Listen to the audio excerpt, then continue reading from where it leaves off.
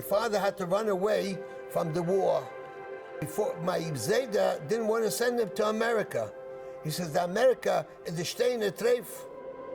He has to get a Rebbe, and the Rebbe says, at Foreign, at Bleima from a Yid Metalzan, Hostage for So my father came to America in 1924, and I was born in 1933 in a depression.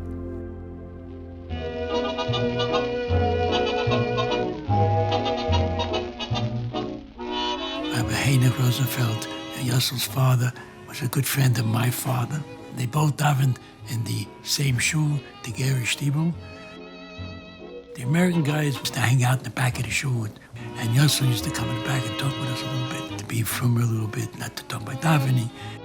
He definitely had certain lingo that he used.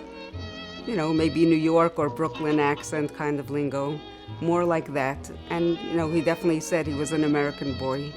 He did grow up in a Polish house. He spoke to my Rabbi Rosenfeld in Yiddish, and he was a mezinical. He was very devoted and loyal to his mother, his father. And the Gerish Stiebel was the only Stiebel that didn't let any women come to daven. So my mother used to daven in a different shul. My father used to tell me to go see how my mother was on Yom Kippur and Rosh Hashanah, how she's doing. And Yossel had the same thing. Yossel used to go with me to see how his mother was doing. Me and my brother Avram Rosenfeld, we were both Talmidim in Chaim Berlin. And the Rosh Hashiva, well, over there was Rabbi Shapiro. And we used to call him Blackie because he was the only one that had a kapita and a black hat. When I was around 9 years old, father goes into Blackie, to the principal, and says, I'm taking out my two boys.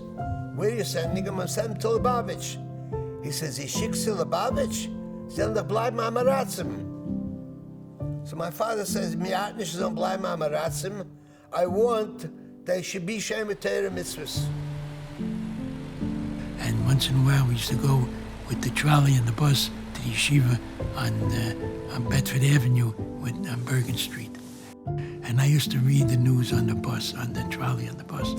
And one day, Yossel came over to me and he said to me, Betzalel, he said, besser zu lesen the paper wie kicken euch durch ein Fenster, bis in Gas. As a bacher, he used to sit and learn, and he loved learning. As a matter of fact, as a bacher, becoming a chassan, he was a Khan in Chassidus.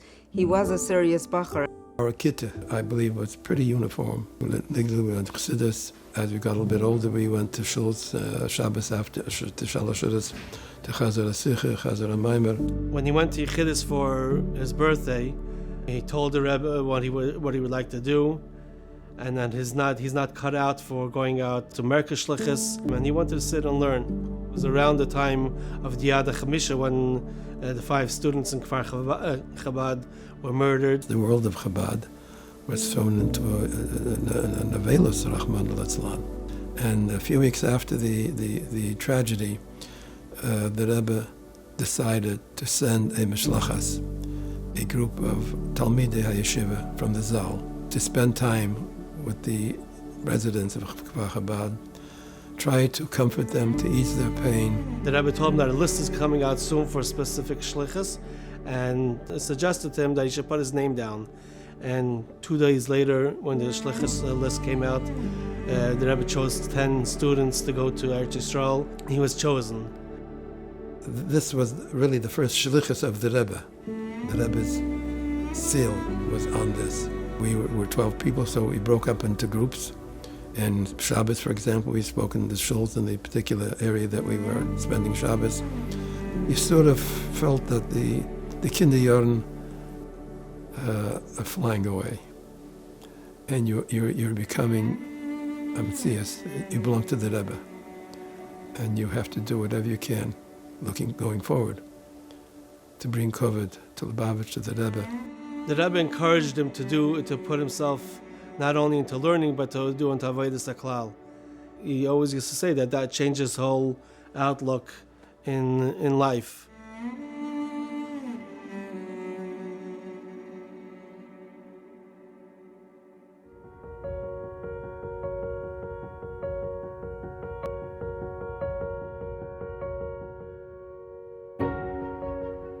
Torah was there in its infancy, and Ramachal, a Tailamam Malav Shalom, he was looking for a principal, and someone told him that Yosef Rosenfeld is coming back from San Francisco.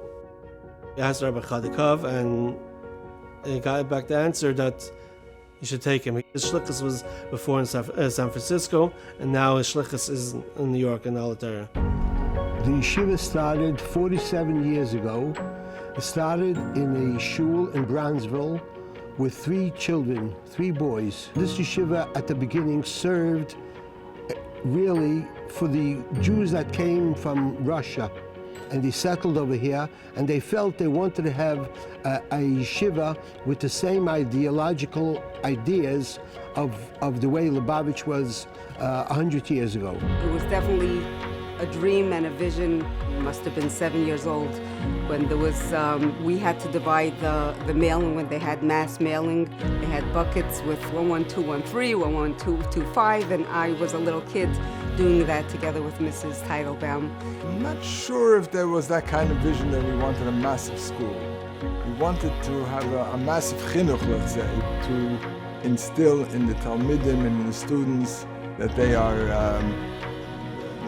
students of the Rebbe, and they're going to live their lives with the Rebbe's vision. They're going to grow up and devote their lives to reaching out to other people.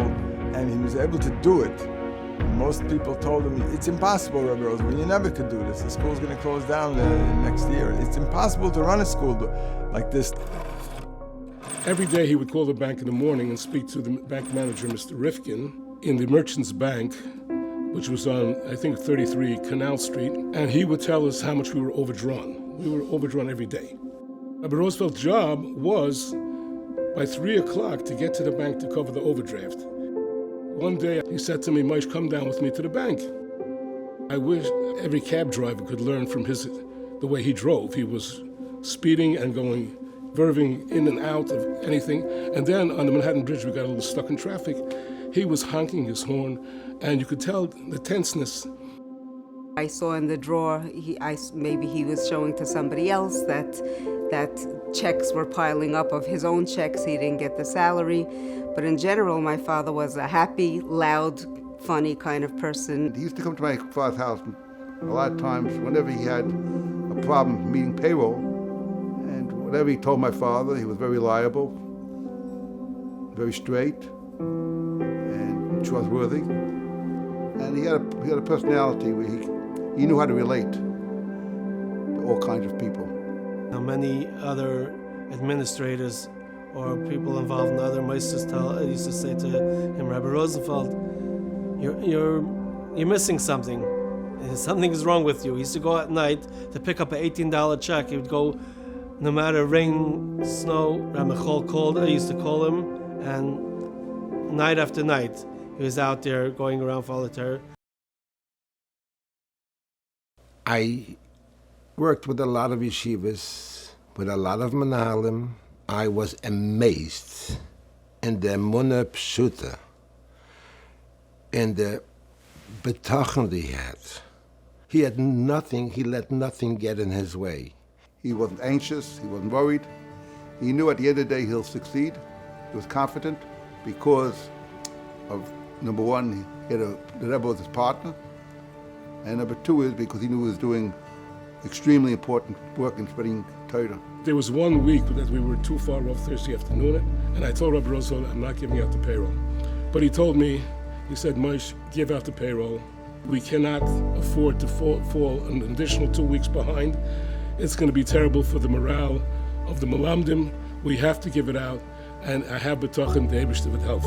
Friday morning, one of the Malamdim came in with a check for $100,000. I called Rabbi Rosenfeld with the good news. So he said, Moshe, didn't I tell you I have some betachin? I'm a Belzer Chassid. I remember once going into my Belzer Rebbe, and I told the Rebbe, I must tell the Rebbe, I know a Lubavitcher Chassid, Rabbi Yosef Rosenfeld, who runs the Holy Torah Yeshiva, and it's just amazing to see how a yid like that is so ibegegeben for chinuch habanim.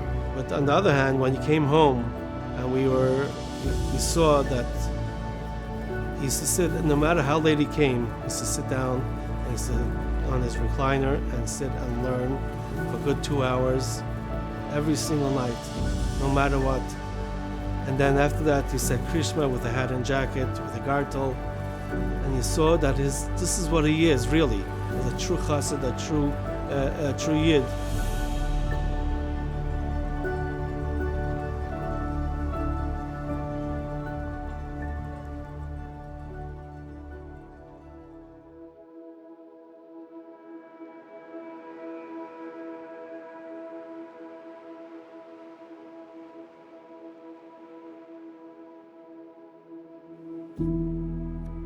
Every Motzei Shabbos, the first bracha that came out was Ali Torah should build a binyan for $1 million or even more than that. The numbers went up as inflation happened. When I came in, the yeshiva was getting from Reb David Deitch a huge amount, which was $250,000 a year. Reb Michal got it from him and covered most of the budget. As the years went on, the budget of the yeshiva became 15 million, 20 million. It was just astronomical. Occasionally would call me over for a meeting, either needed a loan for Oleh Torah, or how is he going to get another building loan for Oleh Torah, because Oleh Torah was acquiring, whether it be the dormitory, or around the corner, or even Remsen Avenue. We used to say, "Ta, you have a family," but that came first. My father's brachas for the yeshiva. He lived Oleh Torah. He breathed that Oleh Torah. He would come to me, Erev Yontif, if I could give something to the teachers, that they should have something extra for Yontif. And he felt that Oleh Torah was the Rebbe's yeshiva, and it was a yeshiva Baruch Yisrael Sova, the way the Rebbe would want it, with Chassidish values. And he gave himself over to that. And that meant to him everything that there was. He had a hiskashrus to the Rebbe, which was something to be jealous of. But I think his commitment was so much to the Inyan, the Rebbe's Inyanim, that it really took over, and you started to see so many challenges that he has, other than what we see on that side. He had both worlds. He lived in both worlds, one like here, one like there. He was a modern person, on the one hand, because he grew up in America and he knew what it was all about. But on the other hand, he still was raised in a home where the values of the old home, the Altaheim, so to speak, were there. Even though he dealt with so many other aspects, he never forgot the goal and the purpose of the school was to give its most to the students, to give them the most Chassidish chinuch possible, that each one should grow the best they can, learn the best they can, and be the best person that they can. In the time that he was in the school, there's no question that there was nobody else who did what he did. He was the one that made it what it is. There was not one person on the terra, whether it's an employee or a child, who didn't know his vision. His excitement, his energy, his powerhouse, his charisma energized everybody and almost brought everybody in the school to do their very best for the school. He was totally immersed, totally dedicated, and that trickled down to all the people in the school. He actually executed a tremendous dream of his to turn the yeshiva from 12 or 14 Talmidim into the size that it is today, to the amount of property that it has today, to the way it operates today. I think he actually executed what any big CEO of a company would like to show, and usually would retire at the age of 65. And I would say he retired at the age of 89 when he gave back his neshama to Kadosh Baruch Hu.